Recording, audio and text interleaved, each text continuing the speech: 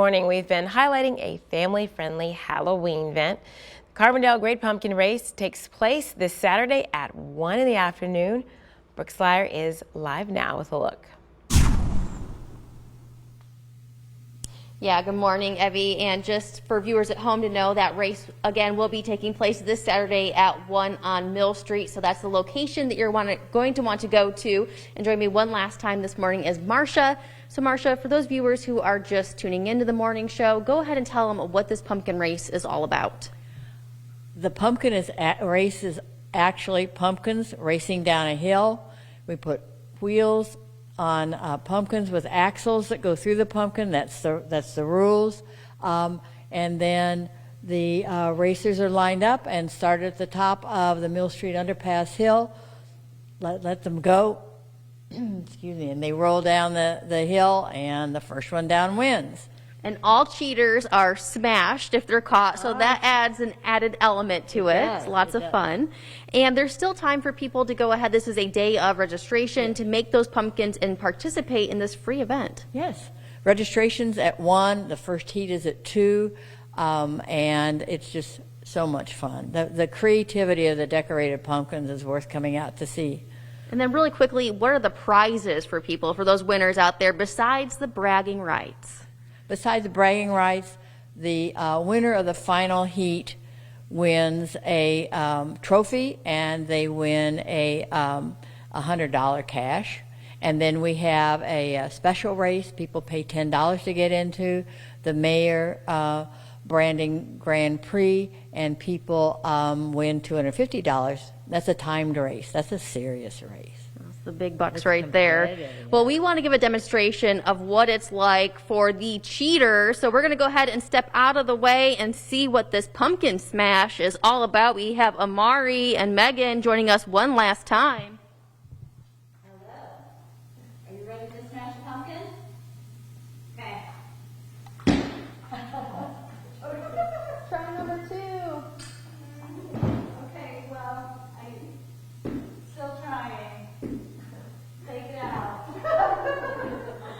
All right, we're going to have to try this more off air here because this is going to make a mess. But of course, we will have more information on our website, WSILTV.com, after the show. And Nick, we are inside this morning because it is wet out there. Now, we know Deanna Price is going to be there this weekend, and I bet you she's going to smash some pumpkins. But, checking in this morning, and heading out, pack along all of the rain gear, the umbrella, the jacket, the rain boots. A very soggy morning outside, and Weatherby not having it despite being a worm here. It's probably a little too much rain for him. We don't see too many F grades, Evie, but today, well, it's going to be cool. It's going to be damp. Not a bad day to stay inside if you can. Temperatures outside to start in the low 50s this afternoon. At least we're going to be into the low to mid 60s. And of course, with the wet weather, the mold count running very, very high. This is a slow moving storm system, so we've got more wet weather on the way. I'll tell you how long the rain sticks around coming up. Thank you, Nick. Still to come, we're learning new details about the tornadoes that struck parts of our region. Stay with us. You're watching News 3 this morning.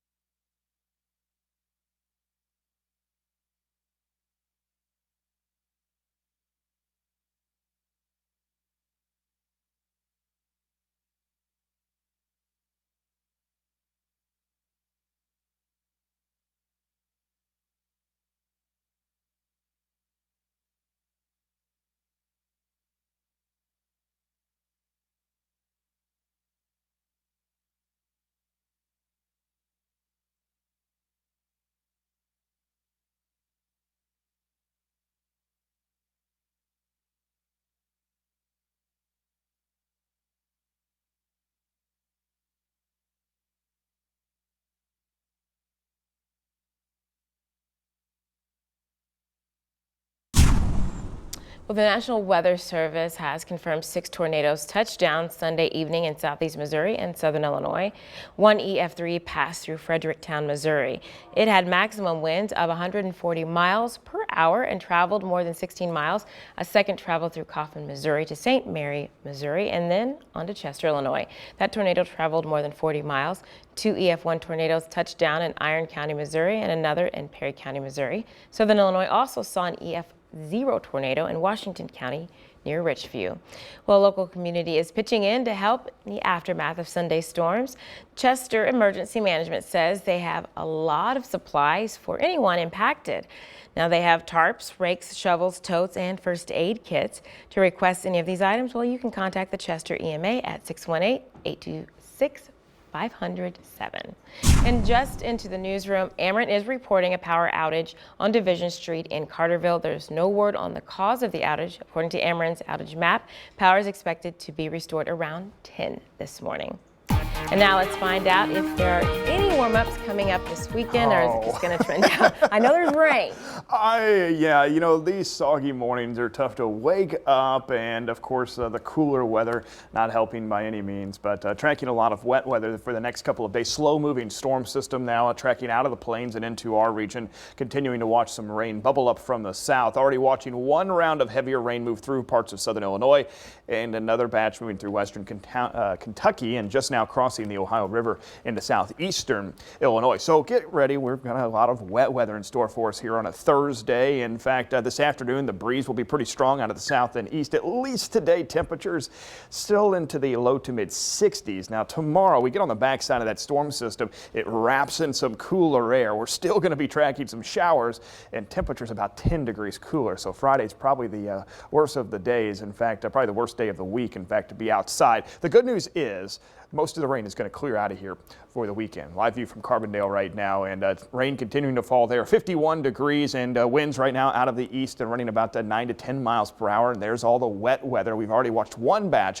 of rainfall track out across southern Illinois and now tracking to the north out of our region. So some areas getting a brief break, but still some light showers through parts of Jefferson County, Mount Vernon over towards the Blueford area, and then extending eastward as well, closer to Dahlgren. But another batch of rain on the way. Now moving through southeastern Illinois. That's Shawneetown, Equality, back over towards Harrisburg, Rosiclare, Elizabethtown, and Eddyville, all seeing the rain pick back up. That's going to continue to work its way to the north. So heading over towards McLeansboro and Carmi. If you're doing any traveling this morning, you may allow yourself just a little extra time. Things could be a slow go here to start the day. Scattered showers stick around through the afternoon hours and late this afternoon, early evening. We could see a few thunderstorms actually develop over top of us. Not anticipating any severe weather, but we could see a little uptick in the amount of thunder and lightning late this afternoon and through the early evening hours. Now, once we get on the backside of this Friday, we're talking about scattered showers, but winds out of the north and west, and still dealing with some rain even through early Saturday morning before everything finally starts to wrap up. Looks like by lunchtime on Saturday,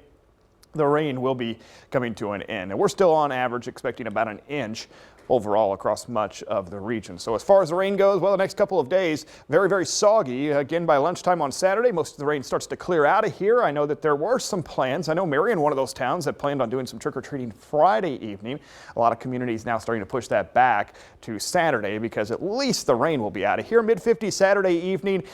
Mid-50s as well into Sunday, so make sure those trick-or-treaters maybe have something a little heavier underneath the costumes and are staying warm there heading out on both Saturday and Sunday evening. Also make sure you've got that Storm Track 3 app. Keep up to date with the latest wet weather heading our way. Sunshine finally returns on Sunday, officially Halloween there, last day of October. 58 on Monday though, so we're going to start to cool back down into the early part of next week. Next week, right now, looks like the coolest week so far this fall. Scattered showers return on Tuesday. Morning temperatures dipping back into the 30s. Wednesday morning, still a few showers lingering around. We're talking afternoon highs, though, only in the low 50s.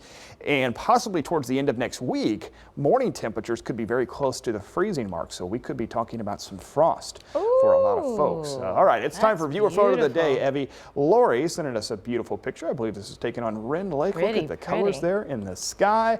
And of course it's Halloween season. I had to pass this one along. I love this costume. So cute. He wants to be an EF5 tornado. tornado. That is scary right there. I love it though. Nice. That's a great costume. Looks like a homemade Fantastic. costume. Great job. Fits the season. I like that one. Yeah, a lot. Of course, we can submit all those photos right there on the Storm Track 3 app or online at WSIL-TV. Very creative. I like it. First. Thank you, Nick. Well, we have a traffic alert to pass along. Starting Monday, the northbound I-57 ramp to West Frankfort and the southbound entrance ramp will close. Crews will be doing repairs to the pavement. Now, work is expected to be completed by Tuesday, November 9th. And we'll have more local stories for you after the break, but first, here's what's coming up on GMA. Good morning. Coming up on GMA, we are tracking severe weather, plus what's going on in Washington. The latest from there as President Biden prepares for a high-stakes foreign trip. Democrats are scrambling to craft a compromise on Biden's social investment agenda. The latest on if he has a deal or not. That plus much more coming up on GMA. See you guys soon.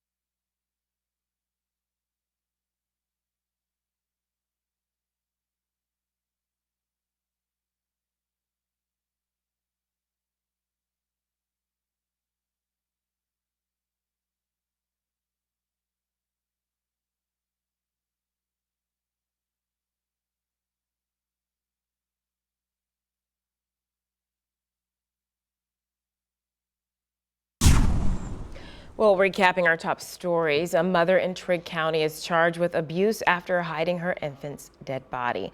Kentucky State Police responded to a home in Cadiz just after 6 Tuesday night. They say 28-year-old Shaylin Curtis was the mother of a 5-month-old baby, which apparently died Monday. Curtis drove the deceased child to a friend's home before returning and storing the baby in the attic. Curtis was charged with the abuse of a corpse after not calling 911 to seek medical attention for the baby. The cause of death remains under investigation. And the search is over for the final suspect involved in a fatal shooting in Carbondale. Police say Orland Sharon was arrested California Tuesday for his role in the fatal shooting of Keon Levante Cooper back in November of 2019. 2 other suspects were arrested days after the homicide. Right now, Sharon is currently in Los Angeles, waiting to be brought back to Illinois. Well, we now know the name of the suspect wounded from an officer-involved shooting at the Jefferson County Courthouse in Mount Vernon. State police say a correctional officer was transporting 55-year-old Frederick Goss to the courtroom for his trial. He was not handcuffed. While being transferred from the transport vehicle to a wheelchair, Goss tried to disarm the officer. During the struggle, a shot was fired. A nearby deputy responded and fired his weapon, striking Goss. He has since been transported to a St. Louis hospital for treatment. And we also know the name of another suspect who broke free in Hamilton County Courthouse and assaulted officers. Illinois State Police say Aaron Seeley of Heron attacked the officers last Thursday. 2 officers fired their guns and shot him. Seeley is still recovering at the Carbondale Memorial Hospital. And starting tomorrow, masks will be optional for faculty, staff, and students of Paducah Public Schools and McCracken County Schools. The announcement was made yesterday during a joint news conference. Students will still have to wear masks on buses because of a federal mandate. Any student doing the Test to Stay program also has to wear one. School administrators say if there's ever an increase in COVID cases, the mask mandate would tighten again. Well, still in Kentucky, Paducah officials are taking on the city's homelessness crisis with a task force. Mayor George Bray met the Salvation Army to discuss the force. It will work with Mission Planning Study to talk to community members in order to understand the factors regarding homelessness in Paducah and develop long-term solutions. The city is providing funds towards this study through the Grant Aid program.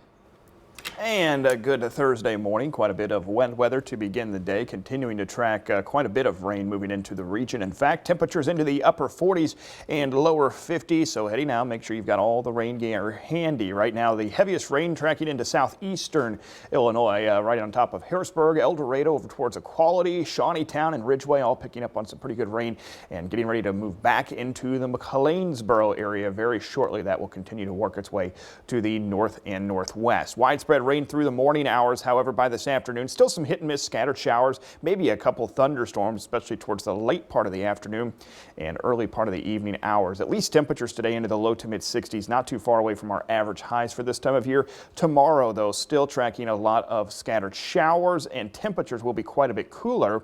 On Friday, only into the upper 50s. Rain starts to clear out first thing on Saturday morning. Still expect a lot of clouds around Saturday afternoon. Temperatures there as well into the 50s. But on Sunday, some sunshine, temperatures in the low 60s.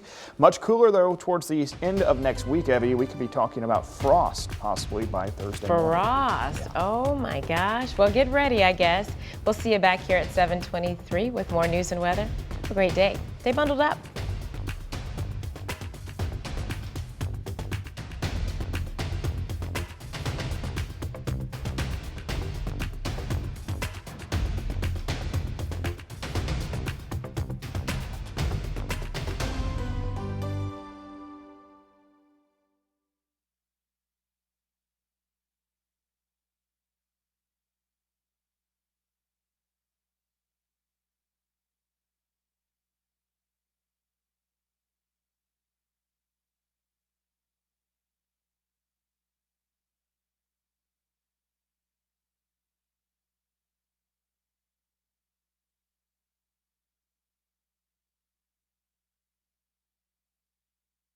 Or was it just today?